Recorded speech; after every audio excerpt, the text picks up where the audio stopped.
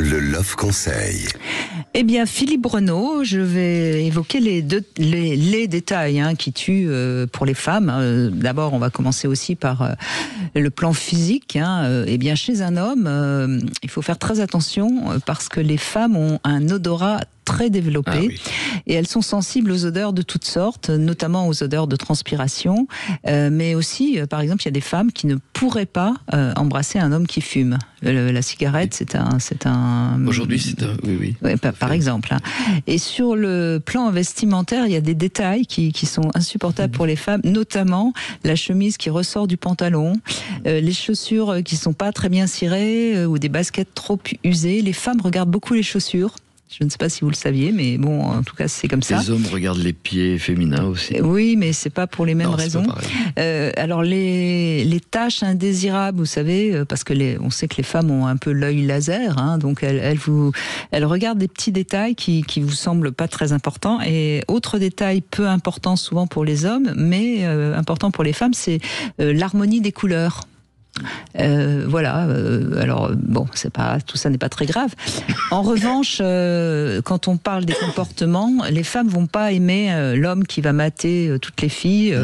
C'est vrai que faites attention, si vous êtes avec une femme, ne plongez pas dans le décolleté d'une autre femme, ça va pas. Et de même, ne plongez pas dans son décolleté. Essayez plutôt de la regarder dans les yeux. Il y a aussi évidemment les hommes qui disent qui ont vraiment besoin de se mettre en avant.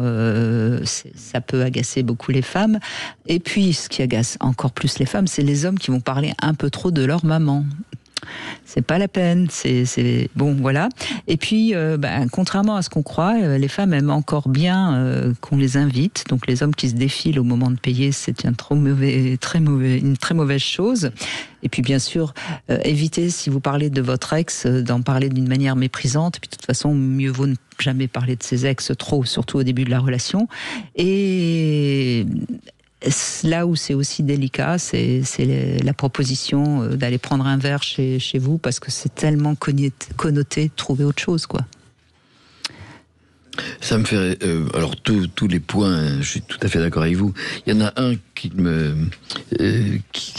m'évoque énormément de choses que j'ai vues dans des thérapies, et peut-être plus encore dans des relations plus jeunes aujourd'hui.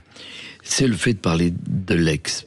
Ouais, mais c'est étonnant ce que énormément d'hommes n'ont absolument pas conscience. Mais alors, moi je leur dis, lorsque je les vois en thérapie, que ce soit en couple ou non, mais je dis, vous êtes avec qui?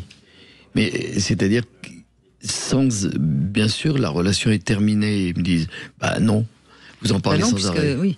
Surtout quand en plus ils parlent de la sexualité qu'ils avaient avec leur ex. Ça arrive, ça aussi. Et c'est évidemment très désagréable. Mais c'est ça justement que je disais, chez les plus jeunes, il y a quelque chose de compliqué parce que il y a eu une habitude de se rencontrer dans les dates. On va vite se raconter la vie et même se raconter la vie intime. Ça a été très bien, moi, pour que tu vois que je suis libre sexuellement. D'ailleurs, j'étais avec une amie, on s'éclatait, c'était pas possible.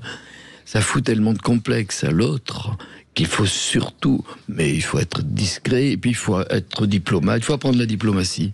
Mais oui, et puis qu'est-ce que c'est... Enfin, ces hommes qui sont là pour nous montrer qu'ils ont été de très bons amants avec les ex, non mais ça va, on va juger nous-mêmes. Voilà, c'est peut-être pas